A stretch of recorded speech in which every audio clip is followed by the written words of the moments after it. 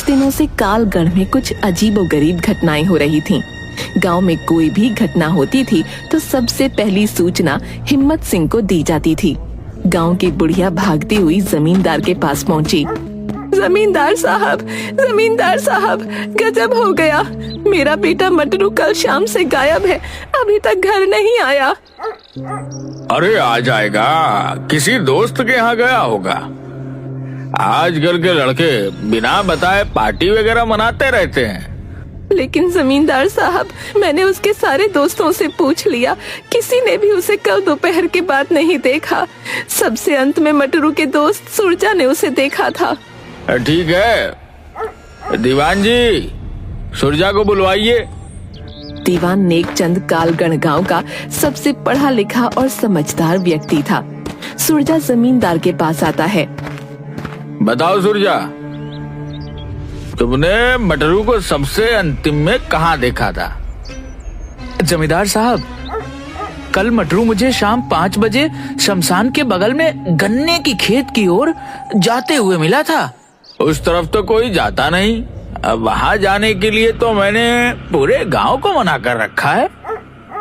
जी जमींदार साहब, मैंने उसे याद भी दिलाया कि उधर जाना मना है, लेकिन वह बोल रहा था कि उसका कुत्ता मोती इधर ही भागता आया है और फिर वह गन्ने की खेत में चला गया। ठीक है, दोपहर में हम लोग गन्ने के खेत में जाकर मटरू की खोज करेंगे। दोपहर में गांव के सारे लोग मिलकर शमशान के बगल वाले गन्ने के खेत में मटरू को खोजते हैं, लेकिन ना तो मटरू और ना ही उसका कुत्ता मोती कहीं दिखाई देता है। शाम ढलने से पहले वहां से जमींदार सभी लोगों को निकल जाने के लिए बोलता है, क्योंकि कालगढ़ के लोगों का मानना था कि शाम ढलने के बाद उस गन्ने के खेत में भूत प्रेत का वास होता है। अभी तक कालगढ़ के करीब 28 लोग उस गन्ने के खेत में लापता हो चुके थे। कई बार इस गन्ने के खेत को काटा भी गया, लेकिन अगली सुबह फिर उसमें गन्ने का खेत पाया जाता।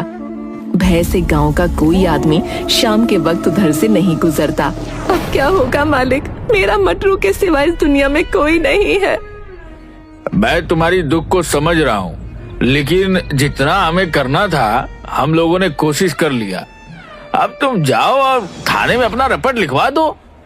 तभी धन्नू धोबी दौड़ता हुआ आता है। जमींदार साहब, गजब हो गया। मैं नदी के किनारे कपड़ा धो रहा था, तभी शमशान के बगल वाले गन्ने की खेत से लाल धुएं का भवंडर उठते हुए देखा और उस भवंडर में गांव से लापता कई पुराने लोग और मटरू अपने कुत्ते मोती के साथ दिखाई दिया। क्या बकते हो धन्नो, हम सब अभी गन्ने के ही खेत से आ ही रहे हैं, हमें तो वहाँ कुछ ऐसा नहीं दिखा। मालिक, मैं सच बोल रहा हूँ, मैंने अपनी आंखों से अभी देखा है। वो भवंडर तेजी से चक्कर काटते हुए शमशान की तरफ चला गया और लाल धुएं से फिर वह नीले धुएं में बदल गया। तभी वहाँ इंस्पेक्टर टोने भी आ जाता है। आइए इंस्पेक्टर साहब, हम आप ही को बुलाने वाले थे। आपके गांव में घट रही घटना के बारे में तो मालूम ही होगा। जी हाँ जमींदार साहब, गांव में घट रही घटनाओं पर हमारी पैनी नजर है। हमने 2 कांस्टेबल सिंटू और पिंटू को गन्ने के खेत के पास चेक पोस्ट बनाकर तैनात रहने को कहा है। अभी अभी धन्नू धोबी ने गन्ने के खेत में लाल धुएं का बवंडर उठते हुए देखा है, जो शमशान में जाकर नीले कलर में बदल गया और विलीन हो गया। हमें यह भी पता है, कांस्टेबल सिंटू और पिंटू ने इसकी पुष्टि की है कि उन्होंने भी ऐसे बवंडर को उठते हुए देखा है, जिसमें कुछ लोग फंसे हुए दिखाई दिए थे। मैं इसीलिए आपके पास आया हूँ कि आप गांव में सभी को हिदायत दे दें कि शाम के वक्त गन्ने के खेत की तरफ कोई नहीं जाएगा। गांव का सबसे बड़ा सेठ चित्तर पांडे की कार भी वहां आ जाती है। अरे आइए चित्तर पांडे जी, आप ही के गन्ने की खेत की चर्चा हो रही है। अरे मैं भी इस भूतिया गन्ने की खेत से परेशान हो गया हूँ।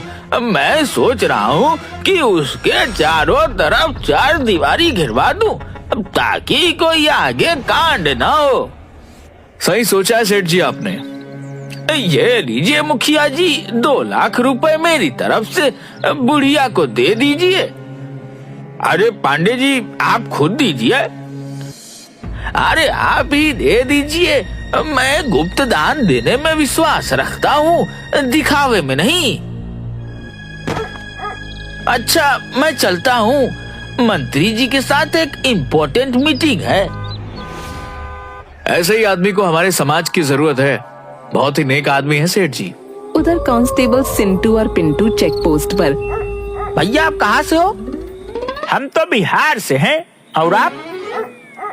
हम तो यूपी से हैं। जरा सुरती है तो दो यार, डर के मारे पिछवाड़ा फटा जा रहा है। बताओ, हम लोग क्या भूत पिशाच भगाने के लिए भर्ती हुए थे पुलिस में? हाँ भैया, बात तो तुम ठीक कह रहे हो। ये लो चिनौटी, पहले खैनी रगड़ो, फिर खा के सोचेंगे कि हमें क्या करना है। डर तो ससुरा हमें भी लग रहा है। भैया तुमने कभी भूत देखी है? हाँ भाई, हमने तो भूत देखा है। हमारे चाचा को मेरे सामने भूत ने उठाकर 3 बार उठाकर पटका था। जब हम आम के पेड़ के रखवाली के लिए मचान बनाकर उस पर सो रहे थे।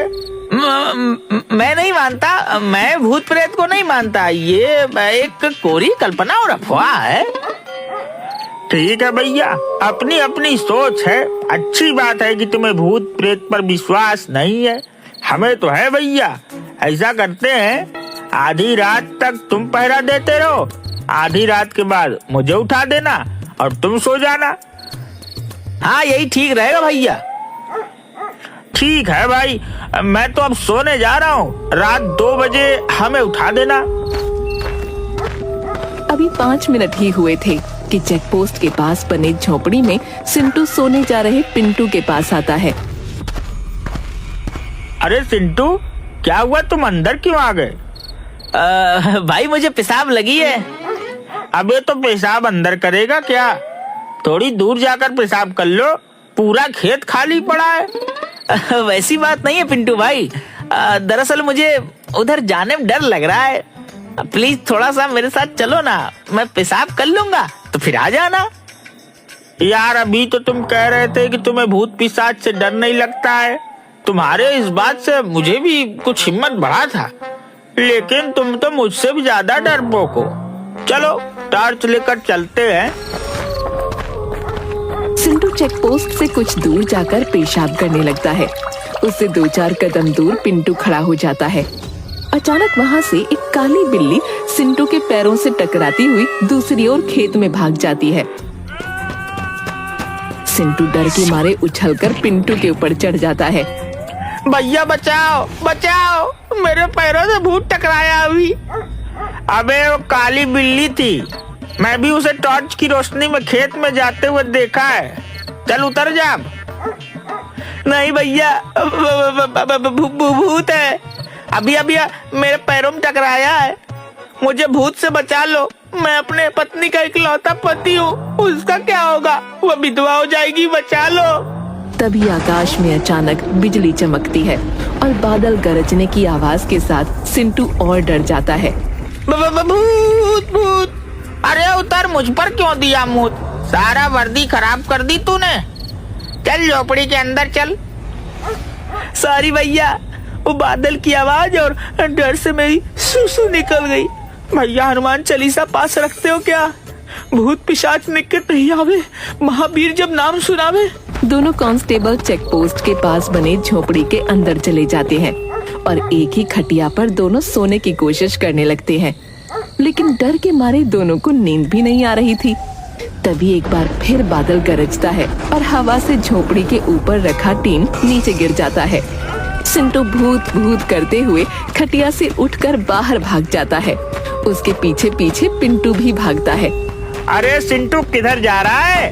रुक रुक जा मेरे भाई, तुम भी जल्दी भागो वहाँ से, भूत है वहाँ। भूत! मैं जा रहा हूँ थाने में, तुम भी भागो वहाँ से। पर मेरे भाई गांव तो इधर है, उधर तो गन्ने का खेत है, उधर नहीं जाना। प्लीज लौट आओ, मेरी बात मानो, मेरी आवाज सुन रहे हो ना? लेकिन सिंटू डर के मारे पिंटू की एक बात नहीं सुनता और गन्ने के खेत की ओर भाग जाता है। पिंटू थक हार कर थाने लौट आता है और इंस्पेक्टर टोंडे को सारी घटना बताता है। सुबह में सभी लोग कांस्टेबल सिंटू को खोजने गन्ने के खेत में जाते हैं, लेकिन सिंटू का कहीं अता पता नहीं मिलता। इंस्पेक्टर साहब, आपने बोला था कि हमने 2 कांस्टेबल सुरक्षा के लिए गन्ने के खेत के पास लगा दिए, लेकिन अब तो कांस्टेबल भी गायब हो गया। अब क्या किया जाए? जमींदार साहब, मेरी बात मानो, अब हमें अवघड़ों की मदद लेनी होगी। तब पता चलेगा कि इस गन्ने के खेत का राज क्या है। पिछले 12 साल में मिलाकर 30 आदमी और पता नहीं कितने जानवर इस गन्ने के खेत में गायब हो चुके हैं। शमशान से एक औघड़ को बुलाया जाता है। वो हड्डी को खोपड़ी में मारकर कुछ सुनने की कोशिश करता है और बताता है, जय महाकाल, मेरी तैलिया मसान की खोपड़ी बता रहा है कि आज से करीब 12 साल इस गन्ने के खेत में किसी पुजारी की हत्या करके गाड़ दिया गया था। उसी पुजारी की अतृप्त आत्मा अपनी ओर ध्यान खींचने के लिए ये सब कर रहा है। हमारे गांव में आज तक किसी पुजारी की हत्या तो नहीं हुई है। हाँ, 12 साल पहले हमारे गांव के मुख्य पुजारी मंदिर से भगवान का सोने का सारा गहना मुकुट लेकर भाग जरूर गया था। मूर्ख, वो भागा नहीं था, उसकी हत्या की गई थी। आज भी हत्यारा यही गई है। जब तक उसको सजा नहीं मिल जाता तब तक इसी तरह इस गांव के आदमी लापता होते जाएंगे। तो अब हमें क्या करना चाहिए? गांव के सभी लोगों को यहाँ इकट्ठा करो। बीमार, गर्भवती महिला और छोटे बच्चे छोड़कर कोई भी अपने घर के अंदर नहीं होना चाहिए। जमींदार के आदेश पर गांव के सभी लोग वहाँ पर इकट्ठा हो जाते हैं। महाराज, सभी लोग आ गए हैं? नहीं, अभी भी एक आदमी नहीं आया है। वह बीमार भी नहीं है। सर, सेठ चित्तर पांडे सिर्फ नहीं आए हैं, उन्हें अभी किसी जरूरी मीटिंग में शहर निकलना है। हमारे गांव के सुरक्षा से बड़ा और कोई मीटिंग नहीं हो सकता है। दीवान जी और इंस्पेक्टर साहब, आप दोनों जाकर सेठ चित्तर पांडे को बुला कर लाइए। चित्तर पांडे आने में बहुत आनाकानी करता है, लेकिन इंस्पेक्टर साहब और दीवान जी के दबाव के कारण उसे औघड़ के पास आना ही पड़ता है। आइए पांडे जी, आप मेरे पास बैठिए। हाँ महाराज, अब आप अपना काम शुरू कीजिए। अभी ये तेलिया मसान की खोपड़ी हवा में उड़ते हुए उस आदमी के पास जाएगी और वहाँ ठहर जाएगी। 5 मिनट उस आदमी को अपना गुनाह कबूल करने का अवसर मिलेगा। उसके बाद तो ये खोपड़ी मेरी भी नहीं सुनेगा। इससे निकलने वाली आग से अपराधी का चेहरा भस्म हो जाएगा। जमींदार साहब, ये क्या ड्रामा कर रहा है? मुझे इस सब में विश्वास नहीं। मैं चलता हूँ। मंत्री जी के साथ मेरी बहुत इम्पोर्टेंट मीटिंग है शहर में। अरे, मैं फोन कर दूंगा मंत्री जी को, वो मेरे जान पहचान के हैं। आप टेंशन मत लो, आधे घंटे की बात है। तभी अचानक अवधार की खोपड़ी उड़ते हुए सीधा चित्तर पांडे के पास आकर रुक जाती है। औघड़, ये क्या मजाक है? हटाओ इसे यहाँ से। शायद आपने मेरी बातों को गंभीरता से नहीं लिया। आपके पास 3 मिनट बचे हैं गुनाह कबूल करने के लिए, क्योंकि 2 मिनट तो हमारी बात में ही बर्बाद हो गई। हाँ, मैं ही पुजारी की हत्या का अपराधी हूँ। रोको इसे, मैं मरना नहीं चाहता। 12 साल पहले जब मैं मंदिर से सोने और गहने और मुकुट की चोरी करके भाग रहा था तो पुजारी ने मुझे देख लिया था और मेरे पीछे पीछे इस गन्ने के खेत में पहुँच गया, जहाँ मैं गहने को मिट्टी में छुपा रहा था। मैंने उससे विनती की, लेकिन वो नहीं माना, तो मैंने उसे गला दबाकर मार दिया और वहीं उसकी कब्र खोद दी। कुछ दिन बाद उन सोने के आभूषणों को बेचकर सेठ चित्तर पांडे बन गया। इंस्पेक्टर साहब, देख क्या रहे हैं? इस दुष्ट को हिरासत में लीजिए। कांस्टेबल पिंटू टोने का इशारा मिलते ही तुरंत सेठ चित्तर पांडे को पकड़कर हथकड़ी लगा देता है। तभी गन्ने के खेत में एक बवंडर उठता है और गांव वालों के सामने अघोर की अग्नि में पंडित की श्रापित आत्मा आ जाती है। मेरी आत्मा की तृप्ति इसी पापी की मौत से संभव है, लेकिन किसी कारणवश मैं उस गन्ने के खेत से बाहर नहीं आ पाता था। मुझे माफ कर दो पंडित जी, मुझे अपने किए का पछतावा है। तेरी वजह से मैंने इन बेकसूर गांव वालों को अपनी कैद में रखा हुआ है। तेरी मौत से इनकी मुक्ति संभव है। पुजारी जी, कोई और विकल्प दीजिए। किसी की मौत से आप संतुष्ट कैसे हो सकते हैं? चुप करो तुम सब। मेरी मौत को रहस्य बताकर शानो शौकत की जिंदगी जी रहा है, लेकिन अब नहीं। उसके बाद पुजारी की आत्मा अपने तेज तर्रार नाखूनों से चित्तर पांडे का गला पकड़ उसे हवा में लटका देती है और थोड़ी देर में ही उसको मार डालती है। इसके बाद आत्मा वहाँ से गायब हो जाती है मुक्ति, मुक्ति। और एक के बाद एक करके 30 आदमी और कई मवेशी उड़ते हुए आकर औघड़ के पास गिरते हैं और सभी सुरक्षित अपने अपने परिजनों से मिल जाते हैं।